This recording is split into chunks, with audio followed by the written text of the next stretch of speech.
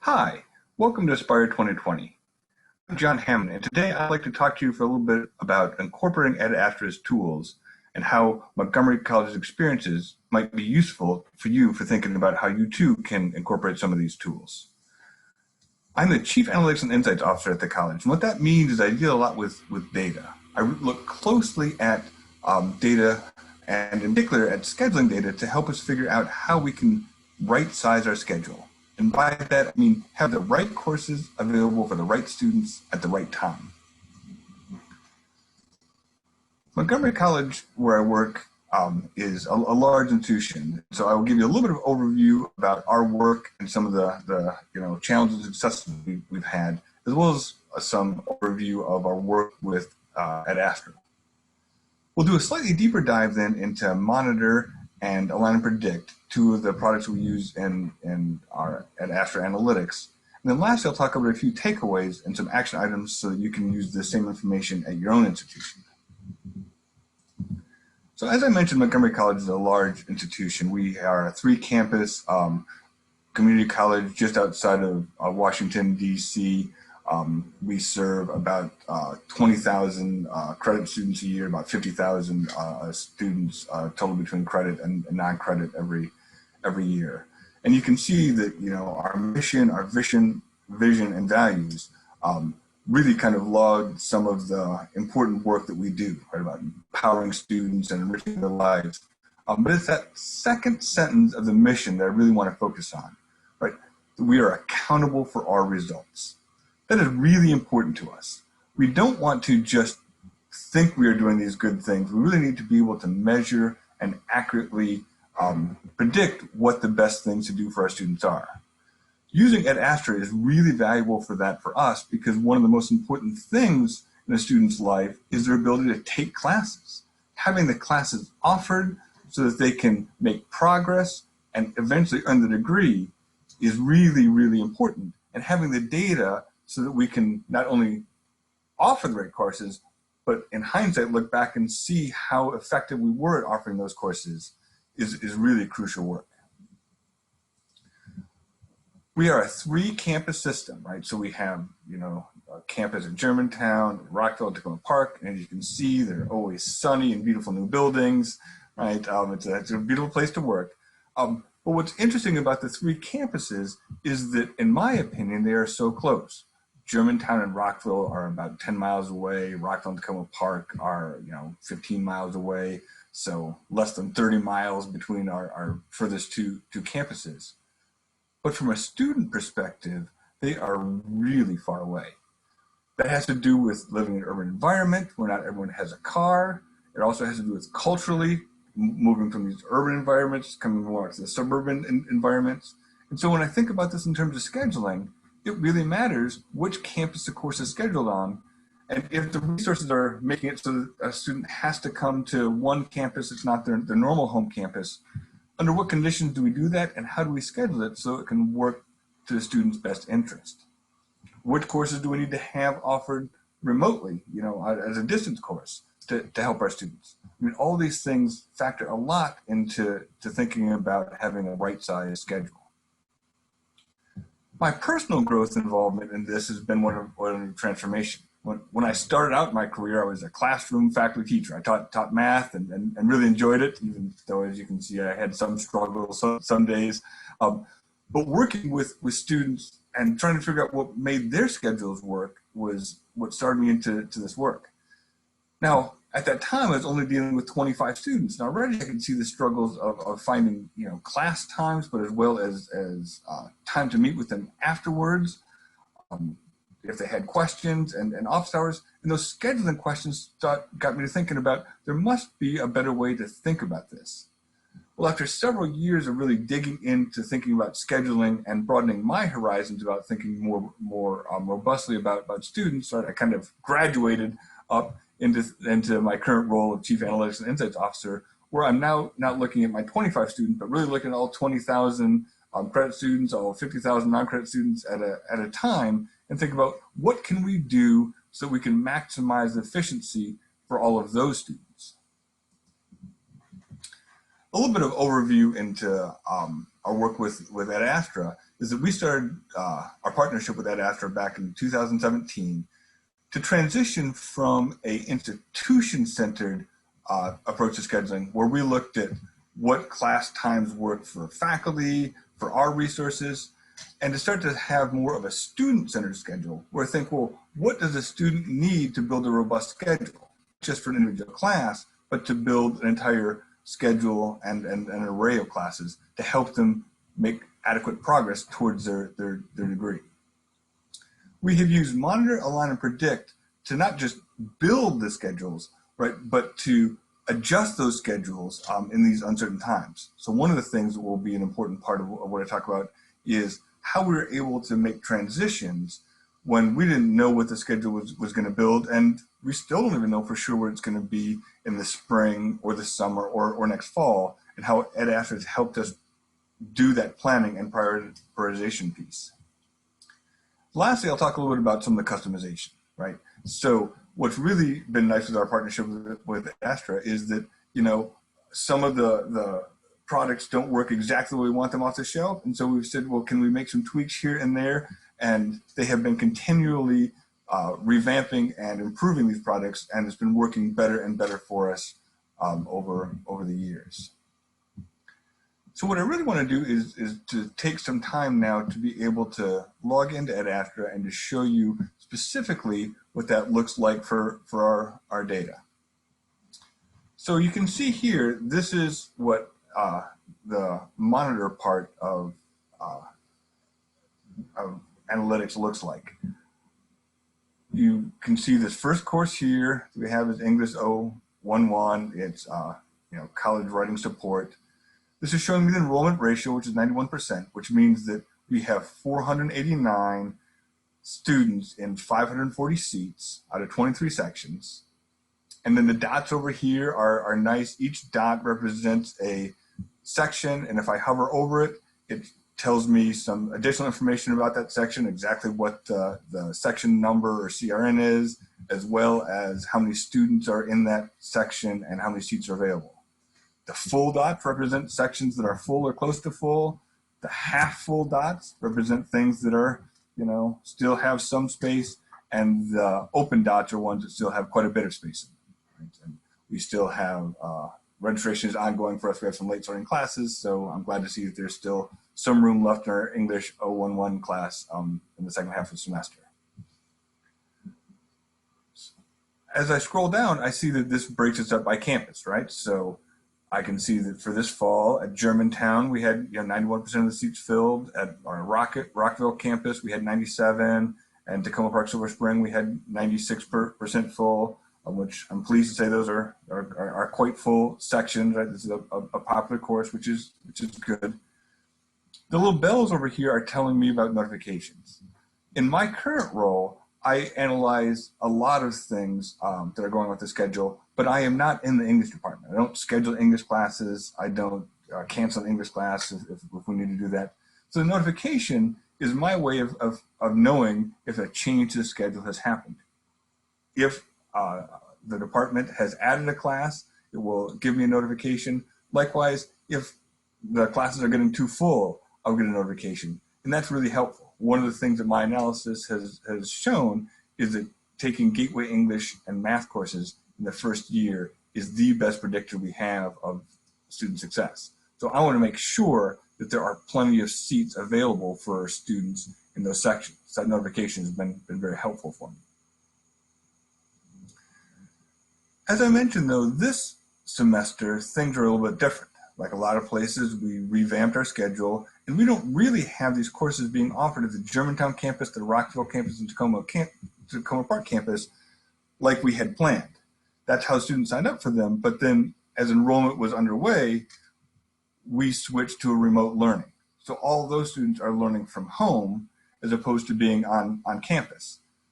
So when I wanted to look at how the seats were being filled that way, I could easily just make a new campus grouping, right? So instead of having all the 3 campuses plus distance learning, what we did is we still have our distance learning sections, which were designed to be, done remote. And then all of my on-campus ones, I group them all together so that we could look to see if people want to have that synchronous experience of our courses that were scheduled on campus versus the asynchronous courses that are the distance learning. I can just compare them that way. And now I can see English 011. Now there's huge numbers of 1,900 some students and 2,000 seats. That's all the on-campus sections together. And then this is just a distance learning one separate. So that sort of flexibility has been really nice for me to kind of analyze the courses, especially as we're making these changes. If I want to do a slightly deeper dive and look at the analyze,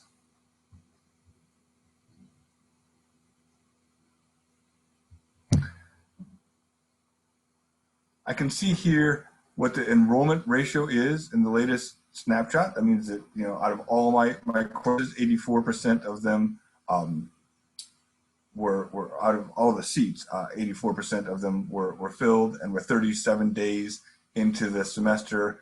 I can analyze kind of section by section, or I can look at particular courses that have high or low course rates. Being able to have that overall picture and being able to drill in are both really helpful pieces of monitor.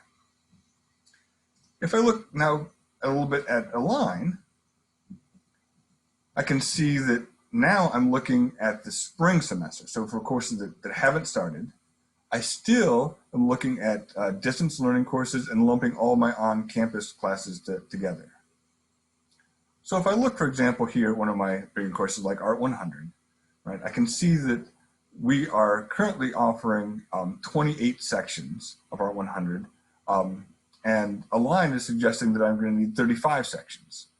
So I want to unpack that a little bit and see, well, is this a course where I need to do a little bit more work or not?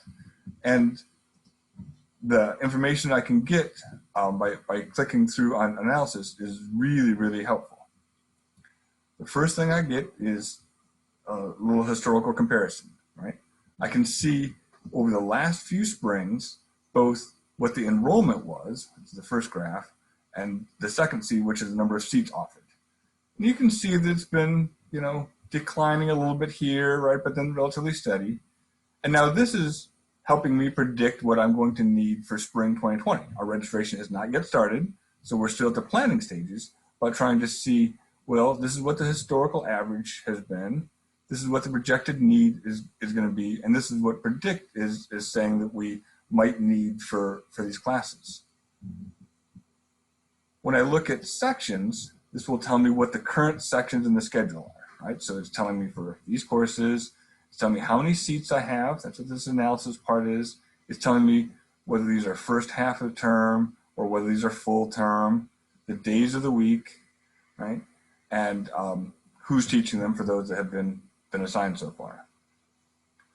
Most impressively, though, I can look down at the student level data where it's telling me how it's arriving at these predictions about how many students are going to take the class. Some of the students have actual student names and then their ID numbers, which I'm not going to show you here today, but they are in there, and it's really nice that you can look to see actual students that you know and what they are scheduled to be taking. This is predicting, based on what has happened in the past, for the students that are here, what their next course will be. But it also does a good job of simulating students that have started in the spring semester from the previous years and making predictions about what they're going to do. In this environment where we don't know what our classes are going to be like and what student desires are going to be, it's really helpful to see, well, how many of these predictions are based on students that are actually here and taking perhaps a prerequisite course to this, and how many of them we're just making some predictions about those students coming into our courses. So as this gets more robust, we can use this data even more effectively. It is really nice for us to be thinking about these kind of pathways that these students are on as they approach their end goals, and we see students that are maybe just a course or two away from graduation. So being able to really dig into this and use that to help us think about things that we've used in platinum analytics before, like, the degree velocity, has been really, really helpful for thinking about what we can do to increase student success. Our goal out of all this is not just to build a schedule that maximizes enrollment, but to build a schedule so that students who start at an institution can continue and ultimately graduate. Just getting a lot of students into the class is not sufficient to help make sure that the right courses are being offered that students need in their programs of study to graduate.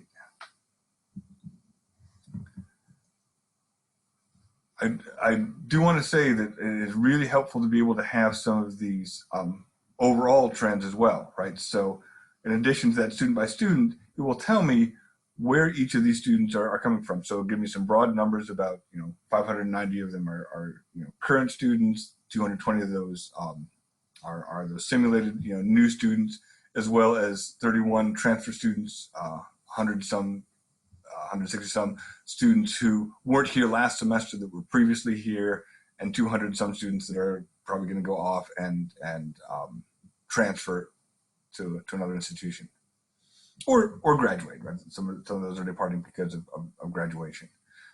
So those predictive analytics pieces, like I say, are really helpful for us to be proactive in building our schedule, as well as analyzing our schedule while enrollment is live to make sure that students can add the classes that they need to get towards their graduation.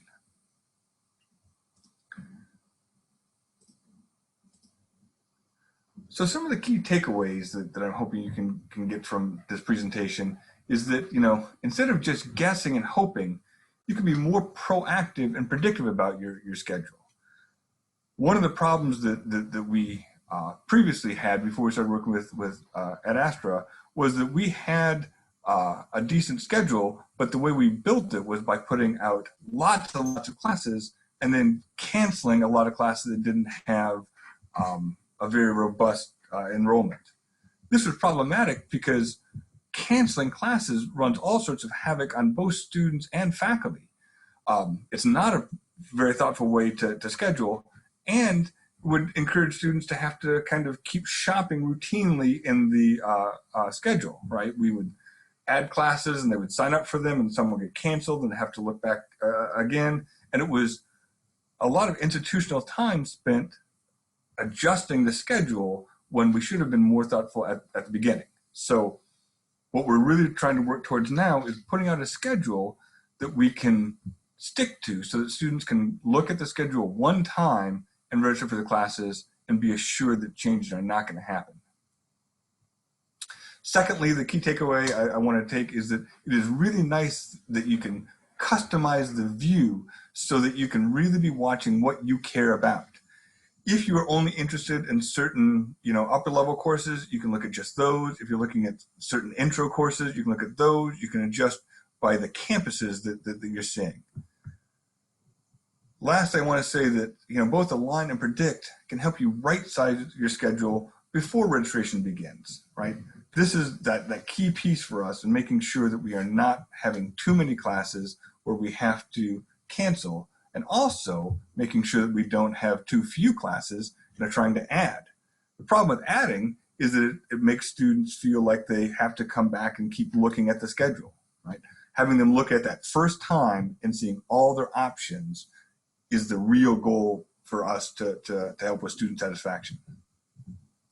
So my kind of takeaway question for you, right, is after seeing some of these things, how can you use Monitor and Align to better predict student success needs at your institution, and as well as foster student success? Because again, the goal isn't just to boost enrollment, it's really to have the right courses being offered so students can progress towards their ultimate goal of graduating.